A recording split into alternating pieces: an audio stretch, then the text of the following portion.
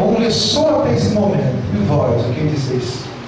Feche seus olhos. Senhor, obrigado, Pai, pela tua santa palavra. Porque pela tua palavra é que nós temos a vitória, Senhor. Pela tua palavra, Senhor, que nós temos a nossa fé fortalecida. Continua, Senhor, falando, porque tu já estás falando desde os louvores, nos testemunhos, nas apresentações, tu tens falado, Senhor. Conclua essa noite a tua palavra em nossos corações. Nós te agradecemos em nome do Senhor Jesus Cristo. Amém. Podemos sentar. Aleluia. Deus colocou no meu coração que partilhássemos dessa palavra. Que esse texto é um texto bem conhecido, algo que Jesus indagou há muitos anos atrás, mas que continua muito atual. Muito atual, porque o que estava ali em jogo era a verdade. Quem é Jesus? Ou o que as pessoas dizem ser Jesus?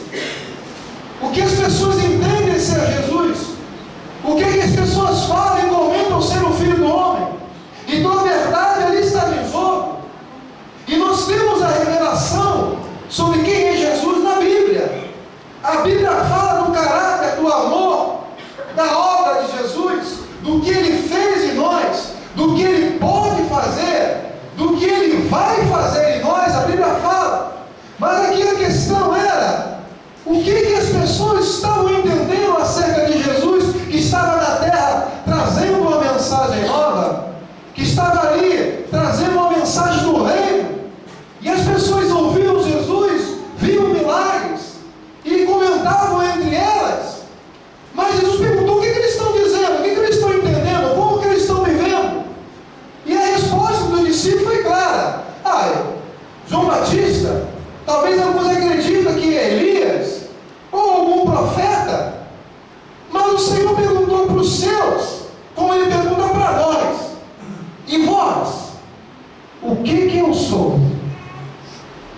Essa indagação de Jesus, eu tenho certeza que naquele momento houve um silêncio. E os discípulos, acostumados com Pedro, sempre salva o povo, acho que olharam assim para Pedro, que Pedro sempre que dava. Mas ali, Pedro, acredito que também na luta, ficaram olhando para o outro. O que não vão responder? Porque uma pergunta feita pelo próprio Deus, olhando nos olhos, é que treme, hein? O que eu sou para vós? Mas Pedro, de repente, tomado por Deus, disse: tu és o Cristo, o Filho do Deus vivo. E o Senhor falou: bem-aventurado, porque não foi carne nem sangue que te revelou, mas foi o Pai. Pedro ali, ele mostra, ele representa que homem nenhum pode compreender Deus por si próprio, pelo intelecto, pelas suas qualidades, pelo aquilo que você acha, pelo aquilo que você pensa. Se não houver uma intervenção de Deus, você não vai saber quem é Jesus. Mas Pedro foi tomado ali, o Senhor revelou, e ele disse: tu és o Cristo. E quando você tem a revelação de Deus, Deus te chama bem-aventurado. Porque a maior bênção que Deus pode dar ao homem é ter a revelação de conhecer o Deus verdadeiro, o Jesus que salva, o Jesus que transforma, o Jesus que foi enviado pelo Deus Criador e que entra no coração e transforma o homem. E se você tem uma revelação de Deus, Deus diz assim: você é um bem-aventurado, uma bem-aventurada, que quer dizer feliz ou abençoado. Então ali a questão era: o que os discípulos percebiam, como que eles percebiam Jesus? Olha, o mundo sempre vai ter uma visão deturpada. Talvez chegou até perto: é um profeta. Sim, ele era um profeta. É um tipo Elias. Não, mas nunca a revelação completa. Só a igreja de Cristo é que tem. Amém? E só a revelação completa é que pode fazer a obra completa de Deus em nossas vidas. Então necessário era conhecer Jesus. E conhecer Jesus primeiro é saber quem é Jesus. A Bíblia fala que o homem natural não aceita as coisas de Deus, que para ele é loucura, porque elas se discernem espiritualmente. E diz também que nós não temos recebido o Espírito do mundo, mas o Espírito que vem de Deus, que nos faz conhecer. Romanos fala que o próprio Espírito de Deus testifica com o nosso Espírito que nós somos filhos de Deus. Aleluia! Eu tenho que saber quem é Jesus. E se eu sei quem é Jesus, eu tenho que saber o que Ele espera de mim. Essa noite Deus quer falar muito, uma palavra específica. Deus está chamando para falar individualmente com cada um de nós. Aleluia!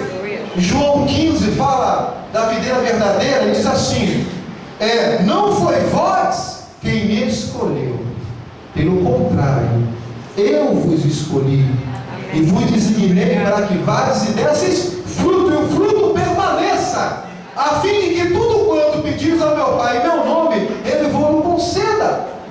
E eu vejo um mover hoje em dia, onde as pessoas querem só apenas receber, estão pedindo a Deus, mas a Bíblia fala que primeiro o fruto tem que ser manifestado e permanecer o fruto, para que o Senhor tenha prazer em nos dar aquilo que Ele, como um Pai amoroso, nos dá.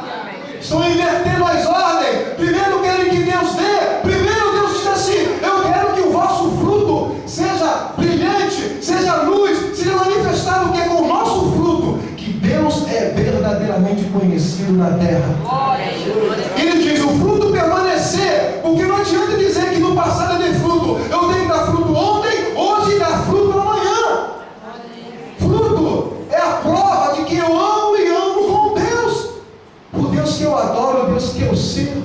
E Deus tem prazer em ver que os nossos frutos são renovados a cada dia, porque a cada manhã eu renovo o meu voto com Deus, a minha fé, o meu compromisso com o Senhor, e os meus frutos vão permanecer. E quando eu pensar em pedir, Deus já está me dando, porque o Pai sabe dar boas coisas aos filhos. Aleluia! Saber também o que Ele pode fazer através de nós. Paulo fala lá em Filipenses, no capítulo 4:13: podemos todas as coisas naquele que nos fortalece. Mas o problema de alguns é que nós não podemos dimensionar as nossas ações baseado na nossa fraqueza. Porque se você olhar para a tua condição, você vai dar um passo pela fé. Na aldeia que ele trabalha, às vezes eu converso com algumas pessoas e dizem: você mora dentro de uma aldeia? Até o povo do Mato Grosso tem medo de morar em aldeia. Mas a aldeia é Caiuá, porque o facão lá come solto. Se eu tenho medo de bicho, eu tenho aracnofobia. Quem sabe o que é aracnofobia? Medo de aranha. Eu tenho pavor de aranha. E a casa da aldeia, o que mais tinha era aranha. Aranha.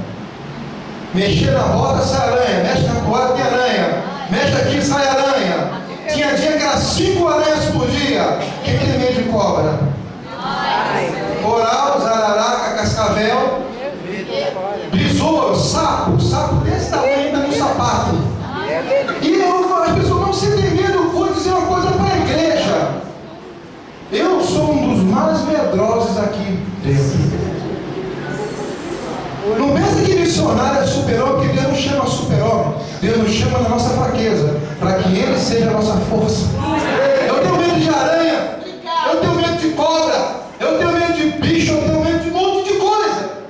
Mas a Bíblia tem algo que fala, que te sente que o verdadeiro amor lança fora todo medo. Eu não posso clamar a Deus e deixar com que o meu medo e minha limitação impeça de Deus me usar. E esse amor de Deus, quando enche a nossa vida, faz com que tomamos posições e atitudes que nós somos surpreendidos por nós mesmos. Eu sou medroso mesmo. Sou tão medroso e estou com a vontade de voltar para lá. Porque esse amor de Deus é que impulsiona a igreja. A igreja é feita de homens, de mulheres, de seres humanos, pessoas pequenas, pessoas com limite, pessoas com angústia, com medo, mas que não se deixam vencer por essas coisas naturais. Mas o sobrenatural fortalece, impulsiona e envia essa igreja. Aleluia! Deus não vai chamar nunca um super-homem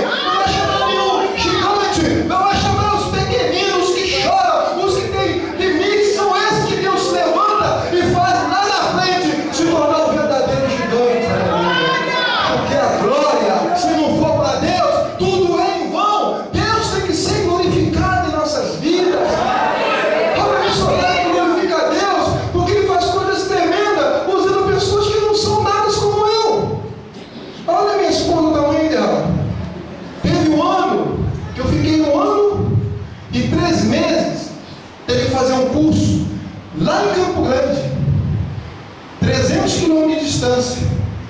Ela, durante 2 dias, ela ficava sozinha na aldeia, numa casa que metade é sapé, que o índio bêbado, quando joga a fogueira, a casa vira nada. Ela tinha medo? Sim, muito medo, mas o medo dela não parou, ela continuou, e Deus deu vitória. Aleluia! É o mistério de Deus.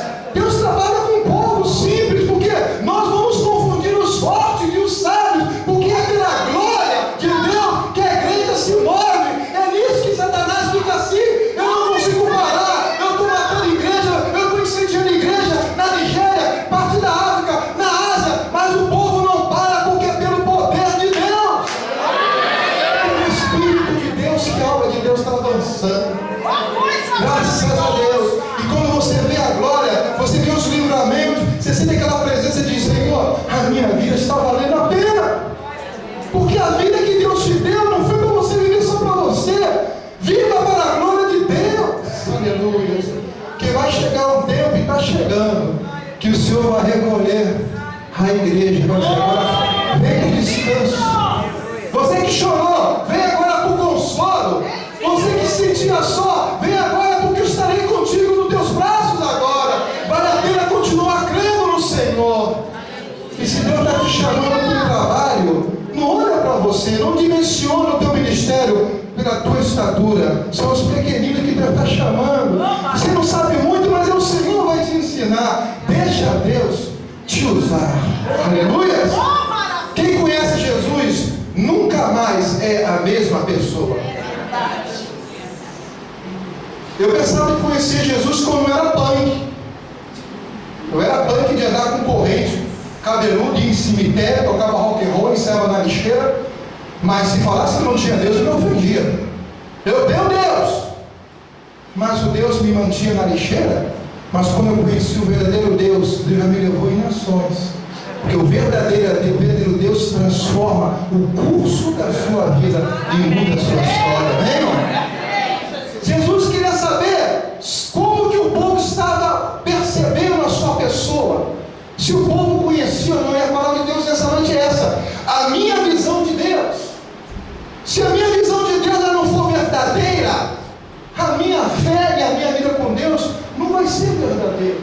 Quanta gente vivendo na superficialidade, quanta gente vivendo, tentando demonstrar uma aparência de algo que ele não é, porque ele não conhece a Jesus.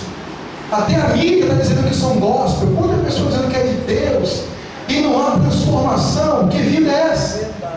Se Deus não é verdadeiro, a tua fé, a tua vida não é verdadeira. Se Deus não for, a tua visão não for completa, você vai ser também incompleto com Deus. Você sempre vai faltar alguma coisa. Deus nunca te coloca na plenitude. O Espírito Santo ele nunca te enche, porque está sempre incompleto. Mas Deus quer encher, transbordar nossas vidas. Deus não é gotinha, Ele quer achar o coração rasgado para que Ele encha. E quando Ele enche, nossa vida muda. Aleluia. Se a minha visão ela não for pessoal de Deus, eu nunca vou ter uma vida pessoal com Deus. Tem muita gente que só consegue ser crente quando tem um crente do lado. Tem muita gente que só consegue louvar quando vê que tem alguém louvando do lado. Mas ele não consegue sustentar a sua adoração pessoal, a sua vida pessoal, o seu momento com Deus, a sua intercessão, o seu sentir, o seu ouvir. Ele deu, e Deus quer ter um momento pessoal com cada um, porque Ele conhece cada um pelo seu próprio nome. Quando estava no ventre, Deus já te chamou e disse: olha, eu te conheço, eu te gerei, eu quero que tu me conheça e ande comigo. Não ande só na multidão, aprenda a andar sozinho com Deus também. Aleluia! Porque se não tiver o povo, se não for no meio da congregação, ele fica vazio, ele fica apagado. Não, a tua luz ela é cheia aqui e tem que continuar onde quer que você vá. A tua luz tem que brilhar. Aleluia! A sua visão de Deus tem que ser pessoal. Ou a igreja só vai ser forte quando cada membro for forte. O corpo humano precisa que o braço seja forte, que a perna seja forte, todos os membros, para que o corpo todo seja forte. Deus diz ao meu coração que Ele estreitar os laços de comunhão pessoal com muitos, porque Deus conhece a cada um de nós pelo nosso nome, e Deus quer isso. Aleluia, glória a Deus. Se a tua visão de Deus não for bíblica, nunca vai se cumprir a palavra de Deus para a tua vida. E Deus tem muitas promessas para o povo dele. Eu não digo as promessas de alguns moveres atuais, onde estão prometendo a terra, e quando Jesus promete o céu, onde estão prometendo riqueza, onde o Senhor promete para nós riquezas espirituais, onde o ladrão não rouba, nem traça, nem ferrugem, nada consome. Não, são promessas que vai preencher a tua vida eterna com Deus. É isso que a Bíblia diz que nós precisamos buscar. Busca primeiro o reino de Deus e a justiça de Deus, e não aquilo que diz, mas o que nós precisamos. Deus tem prazer de acrescentar em nossas vidas. A nossa busca a Deus tem que ser para adorar. Adora ao Senhor. Aleluias. O que Jesus é para mim vai determinar o que eu vou ser para Ele. Se Jesus para você não é nada, você não vai fazer nada para Ele. O que Jesus for para mim vai determinar o que eu sou. Se Ele para mim é Deus, eu vou querer adorá-lo, porque Deus criou os seres, os homens, a natureza, e diz: todo ser que respire louve ao Senhor. Se Ele é Deus para mim, eu vou me lançar aos seus pés e vou ter prazer de levantar a mão santa e dizer: santo, santo, santo, santo ao Senhor. Adorar a Deus não é além de levantar a mão, é se prostrar à vontade soberana e à santidade dele. A tua adoração é espontânea. Você vai acordar, ao invés de acordar reclamando, você vai acordar dando glória, aleluia, olhando para o sol, para a natureza, vendo Deus no pássaro, vendo Deus em tudo à sua volta, porque um adorador, ele consegue ver Deus em tudo. Não tem mais espaço para reclamar. Como eu vou reclamar diante da grandeza de Deus? Se Deus é a sua visão, se Ele é Deus, você vai ser um verdadeiro adorador. Aleluia. Se Ele for para mim um rei, você vai querer de tudo fazer parte do reino dele. O reino de Deus assusta, porque o reino de Deus não é conforme o reino aqui da terra. O reino de Deus nos dá uma palavra assim: quem quiser salvar a sua vida, perdê-la. O reino de Deus, ele tem palavras que mexem com a tua estrutura, que diz: quer vir após mim?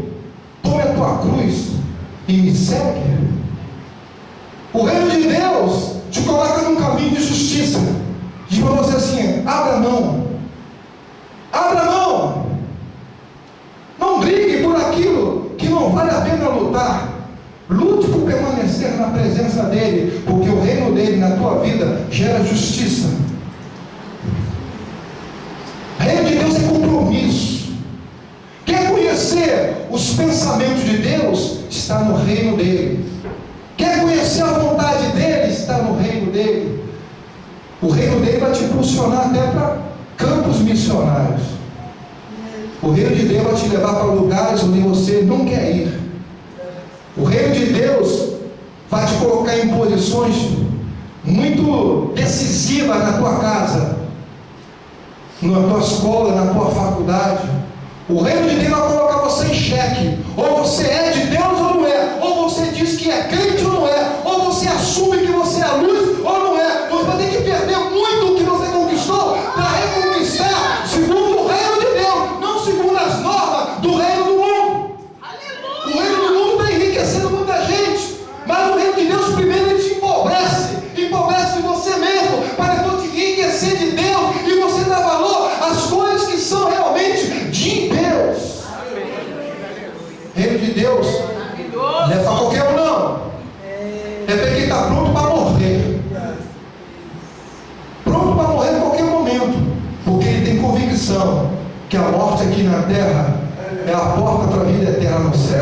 Aleluia. E quando o mundo não está chorando do nosso corpo, já vamos estar lá no descanso do Senhor. Aleluia! Se Ele for Senhor, se a tua visão de Senhor, tu vai querer ser servo. E servo, ele obedece. Obedece ao pastor, obedece ao líder, obedece ao patrão, obedece às autoridades, não fala mal, não reclama, não chuta balde, não joga toalha. Ele obedece porque a obediência dele é no Senhor. Porque quando você honra aquele que está sobre você, você está honrando Deus que está acima de tudo, e é Ele que vai te exaltar no tempo dele, com as forças deles, com o método dele, não do nosso jeito, da nossa ansiedade, da nossa justiça própria. A nossa justiça é trapo de imundícia, mas a de Deus é perfeita, e Ele no seu tempo ele exalta o seu servo e a sua serva. Se a tua visão, se Ele realmente é Senhor, você vai querer ser servo dele. Amém. Aleluia. E se Ele for real, a tua vida será real. Aleluia. Vida com Deus. Jesus começou o diálogo lá com os discípulos. Enquanto o Senhor perguntava: o que diz os homens? Com certeza que foi muito fácil responder. O que fulano falou? Fulano falou isso. Mas no momento que o Senhor chamou a cada um e perguntou: e vós? É um momento de grande decisão. E olha, vai chegar o tempo que Deus vai chamar cada um de nós. Não é o que fulano está acostumado a falar por você. Você vai falar por você mesmo, diante daqueles olhos que tudo vê, que tudo sabe, que tudo percebe.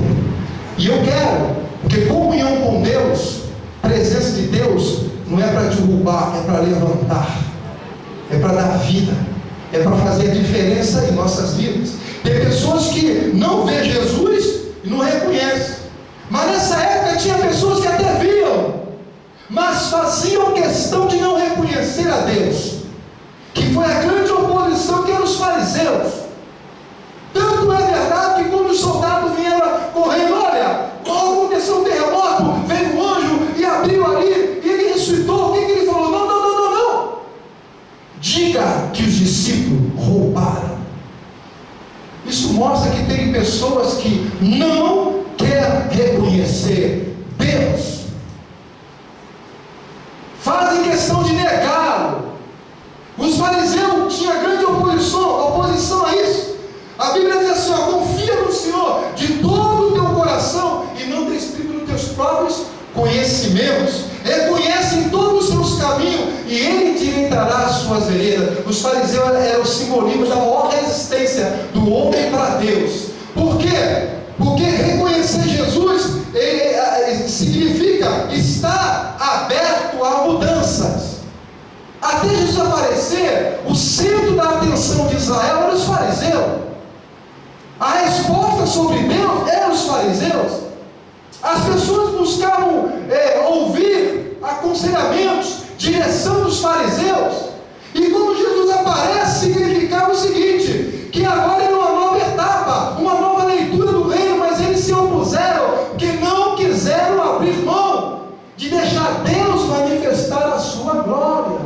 E quem é oposição a Deus não reconhece Deus. Amém?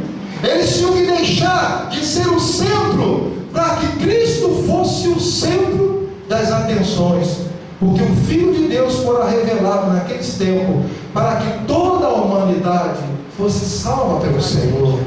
Reconhecer os valores do próximo. Os fariseus diziam para as pessoas simples: quem são essa raça? Quem são essa plebe? Quem é esse povo que não entende, que não conhece Deus? Nós é que conhecemos Deus. E o Senhor Jesus trouxe uma nova mensagem. Jesus nunca chamou uma pessoa de plebe, de maldito.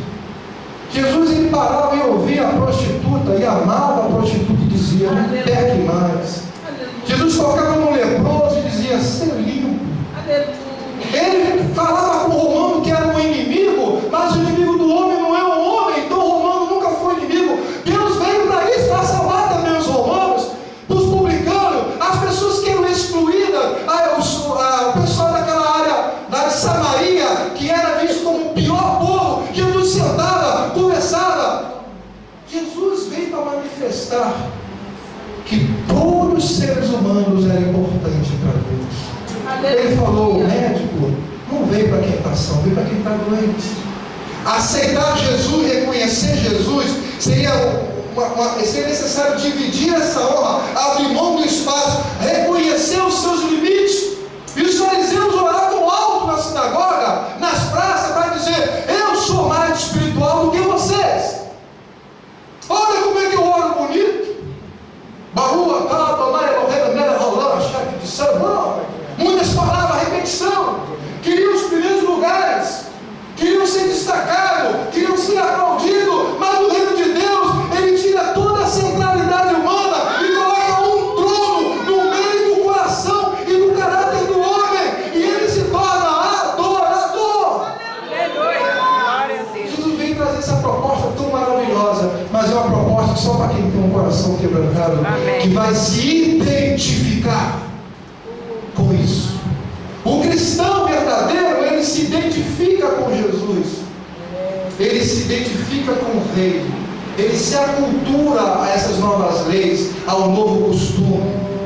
Eu não estou dizendo que todo mundo aqui vai ter que ir para o campo, não. Deus sabe quem Ele manda para frente, mas Ele sabe quem Ele coloca por detrás. Quem fica por detrás tem o poder de orar por nós que estamos lá na frente. Mas para que a nossa oração seja atendida por Deus, Ele diz e repete: vos escolhi para que desfrute e os frutos permaneça, a fim de que tudo quanto pedirem em meu nome, ao Pai Ele vos conceda. Há uma força aqui na igreja, há uma força aqui no jovem. Eu pensei: Deus, os jovens estavam aqui dançando na santidade, e quantas jovens estão dançando funk e se minua lá fora? As daqui optaram por estar aqui, porque reconheceram que é melhor estar com Deus, que o mundo não é nada, é feio, é passageiro, é fugaz, mas aqui é o começo da eternidade. E eu falei: Senhor, que maravilha! A juventude, todos estão aqui porque esse é o lugar melhor da terra onde Deus está presente. Então, sua permanência na igreja, onde você vai, os homens de Deus vão te acompanhar, porque Ele quer que a tua caminhada seja caminhada de justiça. Onde você vê injustiça, seja justo. Onde você vê trevas, seja luz. Onde você vê a mentira, fale a verdade. Onde você vê a injustiça, onde vê o ódio, fale do amor, seja o amor, porque aí você vai fazer com que a tua vida seja um campo glorioso, onde Deus será manifestado em glória. Que o mundo tem que conhecer uma igreja não capitalista, não uma multidão que corre para ser rica, não, uma igreja que está correndo para o céu, que quer santidade, e quando ora as coisas acontecem. Amém, Jesus. Amém?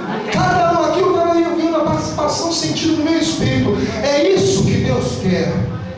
Uma igreja simples, precisa ser grande para ser poderosa, que grande é o Senhor. Não precisa ter muitas coisas, não, basta ter humildade, sinceridade, andar na justiça e na santidade, e deixa que Deus te conduza, e a glória de Deus dele permanece na tua vida. E nós, missionários, vamos sentir que tem algo acontecendo. É a igreja que está orando por nós, porque os frutos permanecem e Deus ouve a oração da igreja. Aleluia. Oh, Jesus, eu tenho que parar, senão ela vai embora. Mas eu louvo a Deus pelos irmãos. Nesses 7 anos que nós estamos direto lá nos Caiuá, ficamos 1 ano para tratar da saúde, estamos retornando. Eu louvo a Deus pelos irmãos. Ore muito pelos Caiuá. É a segunda maior etnia do Brasil em população. Mais de 40 mil indígenas. Vivemos uma situação de total miséria. Grande índice de suicídio. Jovens de 15 anos botando a corda no pescoço, se matando. Criança de 9 anos bêbada de cair em pleno meio-dia. Muito caso de estupro, com total impunidade. Exploração de mão de obra. Morte de liderança por fazendeiro que querem tomar as aldeias e aumentar as fazendas, aumentar o lucro. Feitiçaria, fome, abandono do governo do estado, poucos missionários. eles falam a língua deles, têm a cultura deles e precisam da palavra do Senhor Jesus para ser transformado. Nós estamos trabalhando nesse povo, e eu peço, irmãos, continuem orando pelos Kaiowá do Mato Grosso do Sul e Paraguai. Eles precisam ser alcançados pelo Evangelho. Esse Evangelho. E posso um dia dizer para ele assim: olha, quem é Jesus?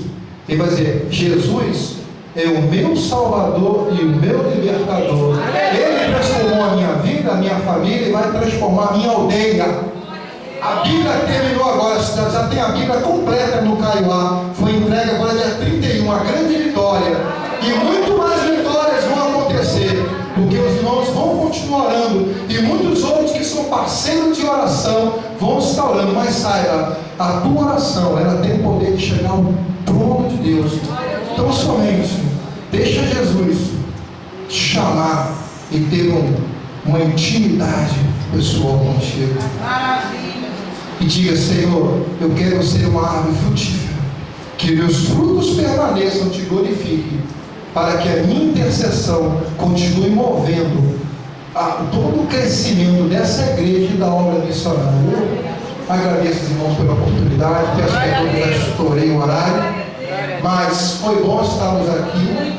Agradeço muito por esse privilégio, que lá no mato é tudo diferente. Às vezes precisa também receber um pouco do óleo, né? Porque às vezes a nossa cuia vem tão raspada, eu minha cuia aqui cheia de óleo, já renovado, para que eu possa voltar cada vez mais na unção, no amor e na simplicidade. Vou continuar tendo limites, tendo meus medos, mas o verdadeiro amor, enquanto permanecer em mim, ele vai me colocar sempre à frente para a glória do Senhor. Eu agradeço a oportunidade, pastor, em nome de Jesus. Amém?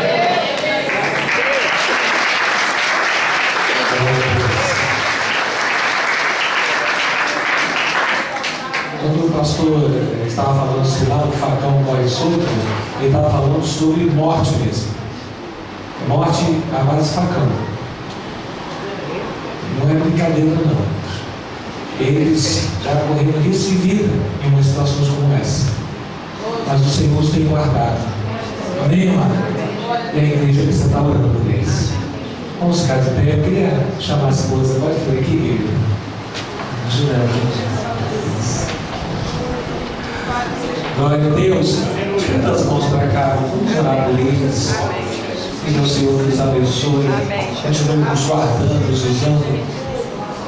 Ó Todo-Poderoso Deus, nós louvamos o Teu nome, porque, ó Deus, o Senhor tem chamado, Senhor, esse casal. Deus tem colocado, Senhor, o Teu reino para trabalhar de uma maneira, Senhor, especial no meio daqueles, Senhor Deus, daqueles que não são lembrados, daqueles que são, Senhor Deus, muitas vezes esquecidos, mas que o Senhor tem levantado agora, Senhor Deus, homens e mulheres para alcançá-los. E esse casal é um desses que nos pediu a Deus que o Senhor continue nos guardando e os abençoando. Tome em tuas mãos os teus filhos. Te agradecemos pela restauração da saúde do teu servo. Te agradecemos, Senhor Deus, sim, porque o Senhor tem abençoado, o Senhor tem guardado. Te louvamos pela tua filha, Senhor, por essa criança, Senhor, gerada no seu ventre. Que o Senhor tenha, Senhor Deus, uma gestação tranquila. Um parto, Senhor Deus, especialmente abençoado. Senhor, que essa criança venha, Senhor, saudável, Senhor, e como grande bênção para a vida deles. Senhor, abençoa os teus filhos, cumpre os teus planos e propósitos.